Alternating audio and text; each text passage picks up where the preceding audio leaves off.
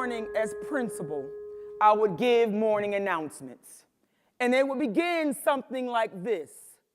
Good morning. Good morning, Strawberry Mansion student staff. Good morning. After I would say those words very enthusiastically, I would have no idea what I was going to say next.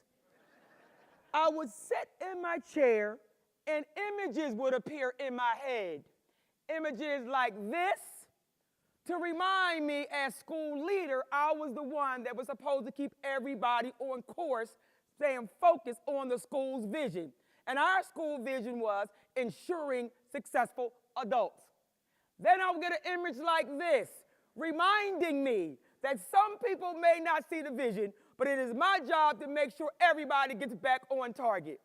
And then I would get an image like this, knowing that if everybody was on target for the school vision of ensuring successful adults, then we would transform a community and the ripple effects would be widespread. And then I always remembered, when it got foggy out there, that I was always the one that always had to have a clear vision of what the vision was.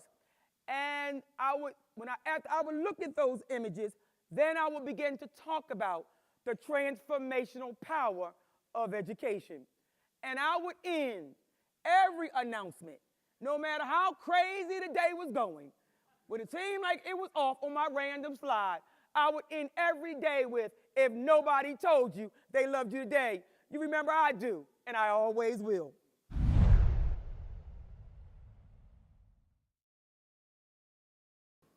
I didn't answer the question when they talked about what could you do to build school culture, because actually it's my Ignite presentation.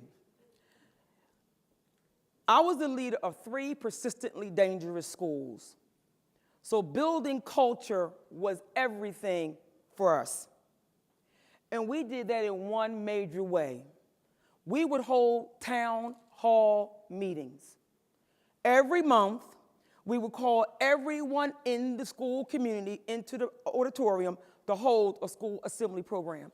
That may not mean much to a lot of you, but for these kids that go to school in persistently dangerous schools, they never come together as a school family. And so when we started instituting town hall meetings, the students were very confused by it. All of these town hall meetings were set with an agenda, the same agenda every month, same day, same time. We opened up every town hall meeting reciting the school's core values of integrity, focus, excellence, perseverance, and tradition. After we recited those core values as a school family, it was then time for us to go to the next 2 portions of the program. These 2 portions were called, it was time to have ask questions, and it was called something to think about.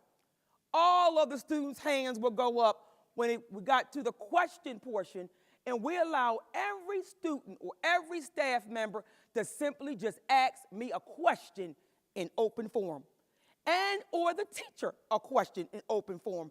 It was our way of building trust in our school community. At first, it was rocky. They would ask a couple questions that may not have been acceptable, but we answered them anyway. And in time, they started asking questions about the curriculum, what book they should read, why did so-and-so teach the lesson like that? I didn't get it. And it started to build a school community. Questions was one of the number one ways that we used to build community during our town hall meeting. But then it was time for the something to think about portion of our town hall meeting. And this was most important because it was time for the kids to reflect about what was going on with them, and they would raise their hands and they would say a lot of things. But over the years, they were able to articulate what was going on in their mind in an open form, and I can sum it up for you like this. They would say, Miss Wayman, we can live our best life. We know that now, and we can see that now. We can hope, and we can dream. We can feel that now.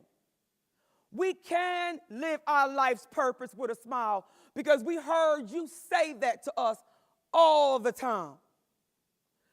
They were able to do all of these things. They said we were able to do all of these things, Ms. Wayman, because you inspired us to do so. Please understand, leaders, the essence of leadership is getting your people and your staff and your students to believe they can do the impossible. That is why I choose to lead.